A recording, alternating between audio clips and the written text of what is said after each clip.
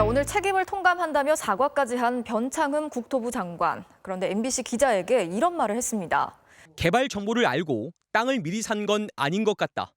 신도시 개발이 안 될 걸로 알고 샀는데 갑자기 신도시로 지정된 것 아닌가 생각한다. 투기 의혹을 받고 있는 LH 직원들의 해명과 똑같습니다.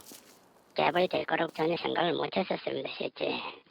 그리고 주민들이 자체적으로 개발하는 식으로 해서 동의서가 막 받고 하기 때문에 메리트가 없기 때문에 그렇게 할 필요가 없다라는 이제 좀 얘기가 있던데 좀 어떻게 생각하시나요? 기자 간담회에서 말씀드리겠습니다. LH가 짓는 아파트에 자재를 납품하는 한 업체가 LH 직원들한테 준 뇌물 액수와 종류를 꼼꼼하게 정리한 장부를 MBC가 입수했습니다. 대표이사가 지출한 현금 200만 원 옆에 연필로 LH 황 실장이라고 적혀 있습니다. LH 옥부장과 골프 비용 100만 원, 부산 출장 LH 접대비 100만 원, 7월 말에는 LH 휴가비로 300만 원, 인사철인 3월에는 전별금 300만 원도 적혀 있습니다. 통장으로 100만 원, 200만 원, 어디 골프 가신대, 뭐 하신대. 그러면 그럼 바로바로 저는 써주면 그분은 그냥 현금만 인출해서 쓰는 거죠. 법인카드를 드렸는데 왜 현금이 따로 가느냐고 현금 쓸 때가 있다는 거예요. 원래 7억 원에 불과했던 이 업체의 매출은 한 씨를 영입한 뒤 4년 만에 37억 원, 5배로 뛰었습니다. 오늘은 LH 현직과 전직 사이 검은 연결고리가 어떻게 작동하는지 고발합니다. 61건 가운데 52건을 LH 고위직 출신, 이른바 전관들이 따냈습니다. 황봉투 있잖아요. A3는 서류 봉투 그거 이렇게 접어가지고 이렇게 드리죠. 그걸 교수한테만 주나요? 아니면 다른 LH 현직 직원도 심사위원이잖아요. 저는 다 주죠. 그러니까 퇴직자들을 고용하거나 퇴직자들을 이용해서 현직자들에게 뇌물을 주거나 또는 그들과 닿아서 어떤 사업적인 이익을 취했다는 내용이었습니다. 제보를 받았을 당시만 하더라도 정말 이게 사실일까 이렇게 하나하나 이제 의문을 갖다 풀어나가는 과정에서 좋은 보도를 할 수 있었던 것 같은데요. 오늘 상을 주신 걸 계기로 해서 앞으로도 아직 사건이 많이 남아있기 때문에 끝까지 추적해서 마무리 잘 지을 수 있도록 더 열심히 노력하겠습니다. 감사합니다. 해열제와 우울증, 당뇨 치료제가 주요 제품입니다. 그런데 YTN 취재 결과 상당수 의약품이 불법 제조된 것으로 확인됐습니다. 원료 용량을 제멋대로 바꾼 겁니다. 제가 예상하기로는 거의 30% 이상 된다고 봐야죠. 하루에 뭐 일일 생산량이 5제품을 한다 치면 2제품 이상은 별지가 붙어서 오는 거죠. A사에서 의약품을 납품받은 업체들은 감독 책임이 있지만 전혀 모르는 내용이라고 선을 그었습니다. 저희 쪽에서 의뢰를 해서 뭐 특별한 문제는 없었던 것 같아요. 그러면서 자체 조사를 거쳐 식약처에 자진 신고하겠다고 밝혔습니다. 그런 식약청에 저희가 자진 신고했습니다. 기본적으로 해당 품목에 대해서 식약청의 처분은 다양할 것 같습니다만 해당 품목은 제조물 정지나 허가 취소가 될 것 같고. 당뇨병과 우울증 치료제, 해열제의 원료 용량을 제멋대로 조작한 것으로 드러난 제약사 바이넥스. 제조 공장에서 10년간 일했던 박모 씨는 사측에 문제가 될 법한 주요 서류는 별도로 은밀한 곳에 숨겨놨습니다. 간부 개인 사물함이나 차량 트렁크가 주요 은폐 장소로 활용됐습니다. 예고된 단속에 대해서는 업체에서 이렇게 악의적으로 대비할 경우에 막을 방법이 없습니다. 식약처에서 바이넥스 측은 은폐 지시를 인정하면서도 실무진 탓으로 돌렸습니다. 당뇨병 치료제와 우울증 약 등 6개 제품에 대해 생산 중단 조처를 내린 데 이어 32개 품목에 대해 추가 제재를 명령했습니다. 모두 바이넥스의 위탁 제조를 맡긴 24개 제약사 의약품입니다. 저는 다 필기한 것들이 많아가지고 조사해보니까 뭐 이런저런 정황들이 있고 그래서 바이넥스의 불법 제조 파문이 제약업계 전반으로 번지는 가운데 대한약사회도 들고 일어났습니다. 약사회는 이번 사태로 불거진 복제약, 이른바 제네릭 시장에 만연해 있는 불법 제조를 뿌리 뽑아야 한다고 지적했습니다. 앞서 바이넥스 측은 YTN 그 제보를 얻는 데까지도 이번에는 저희가 1년 동안 좀 노력을 했었거든요. 그래서 그 노력이 좀 뒷받침되지 않았나. 그래서 단순한 운이 아니라 이 제보 역시도 좀 노력에서 좀 빛을 발했다고 생각을 합니다. 그래서 이번 기회로 많이 배웠고요. 앞으로도 운이 아니라 정말 실력으로 그리고 노력으로 더 좋은 기사 만들어낼 수 있도록 노력을 하도록 하겠습니다. 또 이 자리를 빌어서 사실 저희 오늘 사회부 캡께서 오늘 마지막 날인데요.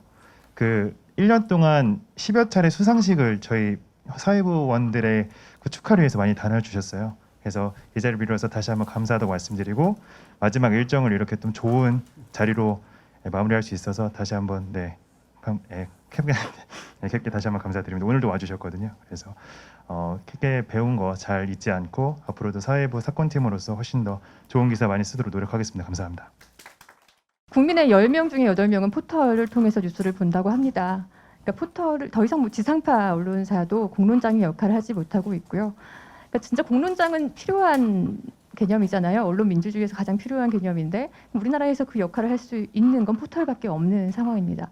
근데 포털은 AI의 뉴스 알고리즘에 모든 걸 맡겨놓고 사람은 손을 대지 않는다고 책임을 회피하고 있는 상황이었죠. 그러면 포털의 AI는 어떤 뉴스를 추천하고 있을까라는 궁금증에서 취재를 시작하게 됐고요. 많은 논문을 찾아봤지만 뭐 그런 관련 논문도 없었고 사실 언론에서도 최초의 시도였습니다.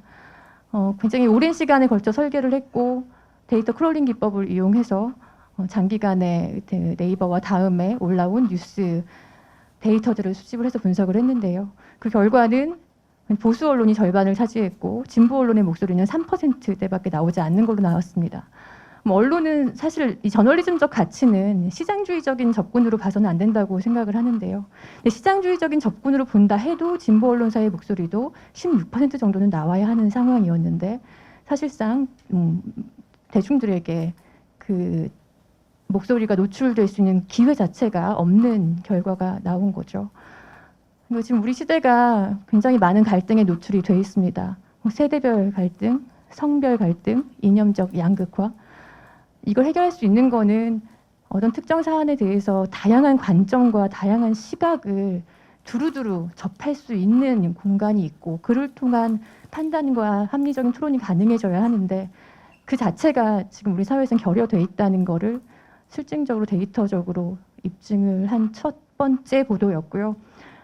너무 감사하게도 언론학회나 많은 그 언론학 박사님들께서 많이 불러주시고 이 보도 이후에 강연도 많이 불러주시고 해서 어떤 관심의 어떤 시작이 됐다고 그런 쪽에서 보람을 느끼고 있습니다. 앞으로도 포털이 언론으로서의 역할을 더 할 수 있고 공론장으로서의 역할을 할 수 있게 많은 언론의 관심이 지속됐으면 좋겠습니다. 감사합니다. 특공을 받은 LH 임직원 명단을 KBS가 입수했는데 이 대다수가 아파트만 분양받고 세종을 떠난 것으로 확인됐습니다. 그럼 이 아파트들 지금은 어떻게 됐을까요? 먼저 김성수 기자가 보도합니다. 8년간 LH 세종본부에서 특공을 받은 임직원은 모두 349명이었습니다. 이 가운데 특공 이후 세종본부에서 계속 근무하고 있는 임직원은 38명뿐입니다. 2019년 막차 특공을 받은 63명 중 절반 이상은 현재 세종본부에 근무하지 않습니다. 내년 입주 예정인 이 아파트의 경우 2019년 LH 임직원 9명이 특공을 받았는데 1명만 빼고 모두 세종을 떠났고 마주보고 있는 이 아파트도 특공을 받은 7명 중 5명이 역시 현재 세종본부 소속이 아닙니다. 오늘 9시 뉴스 이와 관련한 단독 보도 이어가겠습니다. KBS가 추가로 취재했더니 세종시는 물론 본사가 있는 진주 이 두 도시에서 중복으로 특별공급 아파트를 받은 LH 직원이 70명으로 확인됐습니다. 장애인이나 신혼부부 등에게는 평생 한 번뿐인 기회. 하지만 세종시 특별공급의 경우 본사가 세종이 아니어도 세종에 지사 등이 있는 기관은 특별공급을 받을 수 있도록 예외를 뒀습니다. 우선 53채는 특별공급받은 임직원이 현재 소유 중인 것으로 나타났습니다. 현재 소유 중인 아파트 53채가 팔리면 분양가 대비 평균 7억 4천만 원의 이익이 남는 것으로 추정됐습니다. 37채는 분양권 상태에서 팔렸고 22채는 평균 1억 원이 넘는 차익을 남기고 매매됐습니다. KBS는 지난달 LH 일부 임직원들에 대한 아파트 특별공급 문제를 보도해드렸습니다. 본래 취지를 잃은 채 재테크 수단으로 악용되는 맹점을 고발했는데요. 정부가 오늘 이에 대한 개선안을 내놨습니다. 이번 개정안은 세종시 특별공급 역시 예외 없이 한 사람에 한 번만 받도록 횟수를 제한했습니다. 대상 기간은 현재 수도권에 있는 이전 기간으로만 한정하고 본사가 옮길 때만 혜택을 주기로 했습니다.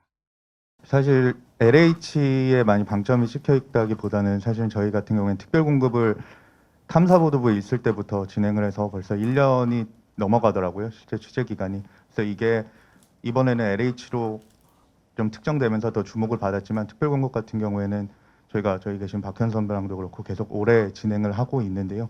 이 제도 같은 경우가 공무원들만 알고 있었던 제도이기 때문에 상당히 많이 숨겨져 있었고, 그러다 보니까 이 제도가 언론에서 조명을 하면은 바로 한 일주일 뒤에 제도를 바꾸는 결과를 낳더라고요. 그래서 취재를 하면서도 결과를 보면서도 이 언론이 중요성을 많이 잊고 있지만 실제로 참 보도가 나가면은 많이 실제로 제도를 바꿀 수 있구나, 이거를 특별공급 취재를 하면서 가장 많이 알게 되는 것 같습니다. 실제로 이번에 국토장관으로 노영욱 후보가 또 지명이 되면서 또 특별공급 문제가 불거졌는데요. 이처럼 또 숨겨져 있는 또 잘못된 관행이나 제도를 찾는데 앞으로도 노력하겠습니다. 예, 감사합니다. 네, 이렇게 한꺼번에 많은 눈이 쏟아지면서 들으신 것처럼 도로 곳곳이 정체를 빚고 있고 고속도로 일부 구간은 굉장히 심각한 상황입니다. 사실상 고립된 상태에서 길이 열리기만을 기다리고 있다는데요. 현장에 취재기자 나가 있습니다. 정명구 기자, 뒤에 보니까 차들이 그대로 서 있는 것 같은데 지금 나가 있는 곳이 어디입니까? 네, 취재팀은 지금 동해고속도로 속초 구간에 나와 있습니다. 제 뒤로 보시는 것처럼 차들이 아예 움직이지 못하고 사실상 멈춰 있는 상태인데요. 마치 거대한 주차장을 방불케 할 정도입니다. 이 차들은 오늘 오후 4시부터 이런 상황이 계속된다고 하는데요. 특히 지금도 눈발이 이어지면서 도로에 쌓인 눈이 계속 얼어붙고 있어서 갈수록 상황이 악화되고 있습니다. 양양 방향으로 약 2km 구간에서 차들이 움직이지 못하고 있습니다. 저희 취재팀이 이곳에 도착해 운전자 몇 분을 만나봤는데요. 벌써 4시간 넘게 기다리고 있다. 식수와 음식이 없다. 연료가 부족해서 큰일이다. 또 화장실을 가지 못해 곤혹스럽다 등 여러 가지 어려움을 토로했습니다. 사실상 고립된 상태인데 차량이 방전된 경우도 파악됐습니다. 이렇게 정체가 심하다 보니 눈을 치워야 할 제설차들도 꼼짝없이 갇혀있는 상황입니다. 현재 도로공사는 이 구간 차량 통행을 통제했고 차들이 빠져나갈 수 있게 제설 작업을 진행 중인 것으로 전해졌습니다. 하지만 일부 차량이 눈길에 빠져 움직이지 못하다 보니 연쇄적으로 정체가 계속되는 상황입니다. 미시령 관통도로도 일부 구간이 통제되는 등 상간도로 일부 구간 통행이 제한되고 있습니다. 도로공사 측은 제설 작업에 최선을 다하고 있다며 가급적 차량 안에 머무는 등 안전에 각별히 유의해달라고 당부했습니다. 지금까지 고속도로 현장에서 KBS 뉴스 정명구입니다. 이 시간에도 굉장히 고생하고 있는 선후배님들한테 영광을 돌리고 싶습니다. 이런 큰 상을 받은 게 결코 제가 잘해서 받은 게 아니고 더 잘하라는 의미에서 주신 상이라고 생각하고 현재에 안주하지 않고 더 열심히 더 잘해서 이 자리에 자주 설 수 있는 구인혁이 되겠습니다. 그리고 본의 아니게 그 취재 후기에 제가 어떤 아이템이나 뭐 상황이나 현장이라도 취재진의 안전보다 중요한 것은 없다라고 적었는데 며칠 안 돼서 정작 제가 다치는 바람에 어쨌든 뭐 일단 건강 조심하셨으면 좋겠고요. 모두 다 축하드리고 정말 감사드립니다.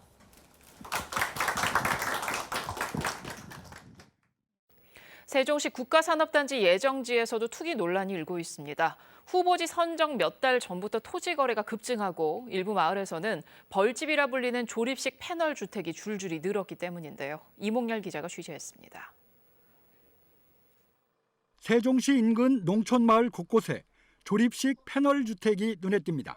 한두 필지 위에 여러 채가 각각 나눠져 있는 형태로 일명 벌집이라고 불립니다. 축산 농가와 인접한 또 다른 마을에도 조립식 패널 주택이 판박이처럼 늘어서 있습니다. 주민들은 2018년 초부터 갑자기 외지인의 토지 문의가 늘고 조립식 주택 건축이 늘어 의아했는데 몇 달 뒤 이 일대가 국가산업단지로 선정돼 놀랐다고 말합니다. 그 빈집을 허물더니 그 집을 짓기 시작하더라고요. 그래서 뭐 하는 건가? 그리고 우리는 알지도 못했는데 나중에 알고 보니까 여기가 무슨 산업단지가 들어온다. 실제로 2018년 8월 세종시 연서면 와촌리 일대 277만 제곱미터가 스마트 국가산단 후보지로 지정되기 전인 그해 1월부터 토지 거래량이 급증하다 발표 2달 전에는 무려 7천여 건 넘게 거래됐습니다. 지역 부동산 업계는 조립식 집을 짓거나 농지에 나무를 심는 등 각종 보상을 노린 투기 의혹이 있다며 개발 정보의 유출 가능성도 의심하고 있습니다. 아마도 그런 정보에 의해서 이주자 택지를 노리고 먼저 들어가서 이제 그런 집을 조립식으로 짓고 그다음에 땅도 이렇게 사고. 이런 가운데 세종경찰청은 스마트 국가 산단과 주변 지역에 대한 토지 거래 정보를 수집하는 등 내사 검토에 들어갔습니다. KBS 뉴스 임홍렬입니다. 이번에 취재하면서 느낀 거는 역시 그 견제받지 않은 권력들은 항상 그 부정이나 부패에 노출될 수밖에 없다. 특히 이제 지역 같은 경우에는 이제 항상 기자나 어떤 취재원들이 이제 특히 공직자나 시의원, 우리 후배가 또 취재하는 그런 행복청장, 전 행복청장 같은 경우에 이렇게 불가근 불가원이기 때문에 사실 좋게 좋다는 식으로 지역에서 많이 흘러가는데 사실 우리가 이렇게 마음을 놓고 좀 이렇게 경계를 덜하고 견제를 하지 않는 순간 그 사람들이 이권을 향해서 언제든지 이렇게 달려들 수 있다. 그런 걸 이번에 많이 느꼈습니다. 그래서 지역에서 봐도 우리가 흔히 생각하는 지도부라는 사람들이 서로 다들 정보를 공유하면서 이곳저곳에 이렇게 투기를 했다는 사실을 밝혀내고 정말 저희들도 깜짝 놀랐고 그런 소리는 있었지만 설마 그려라 했는데 진짜 설마가 사람을 잡더라고요. 그래서 다시 한번 그 견제에 대한 특히 권력에 대한 견제가 얼마나 중요한가를 깨달았습니다. 그리고 또 우리가 이제 관심을 덜 드렸던 그 농지에 대해서 우리가 이제 도시 생활에 이제 생활하면서 도시 쪽에만 관심을 가졌지 농지 부분은 사실 농민이나 농촌 이런 부분에 관심이 덜했는데 우리가 모르는 사이에 개발이라는 이름으로 그렇게 투기가 만연해 있었는지 정말 깜짝 놀랐습니다. 그래서 그런 정보들이 과연 어떻게 처음부터 새나가는지 그걸 아직도 좀 밝히지 못해가지고 좀 아쉬운데 도시계획위원들이 통해서 나간 건지 아니면 그 심사에 참여했던 교수님을 통해서 나갔는지 잘 모르겠는데 공무원들에서 나갔는지 그거를 좀 이제 밝혀내는 게 앞으로의 과제가 아닌가 싶고 그 차제에 이제 많은 법들이 이제 개정이 되고 또 새로 마련이 된 그런 상황이기 때문에 앞으로는 좀 더 개선이 될 거라 믿습니다. 끊임없이 기자들이 하여튼가 그 견제를 하고 또 소외된 데 관심을 둘 때 아까 말씀하신 세상이 조금이라도 더 좋아지는 계기가 되지 않을까 그렇게 생각합니다. 감사합니다.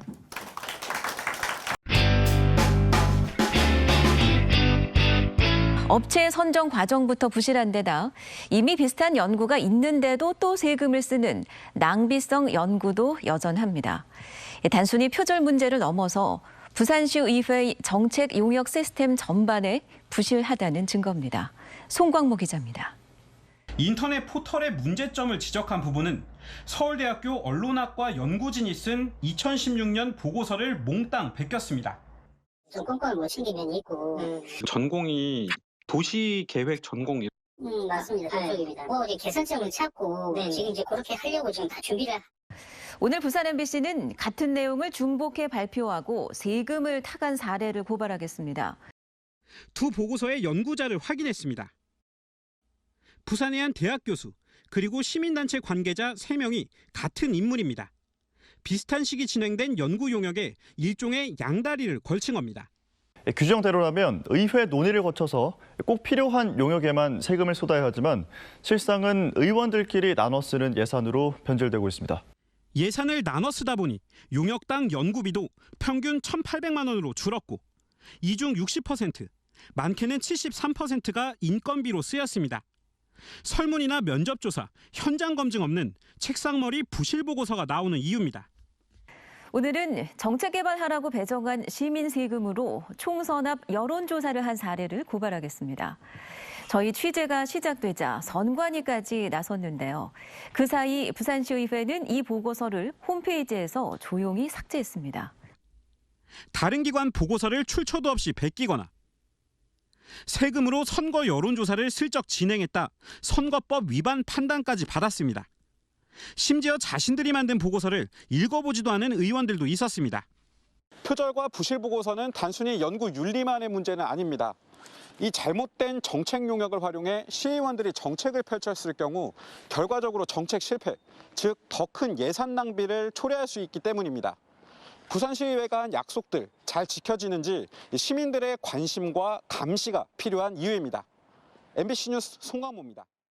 실제 정책을 하기 위해서 용역을 하는 거잖아요. 그래서 이 표절이랑 그리고 이 실제 용역 내용을 우리 이제 정책을 펼칠 때 쓸 수 있나 이런 부분에 검증을 좀 집중해서 저희가 취재를 했고요. 그러다 보니 이제 아무래도 세금을 쓰면서도 이게 선거 직전에 뭐 선거 여론조사를 했다라든가 이런 부분들이 저희도 보면서 이제 많이 놀랐습니다.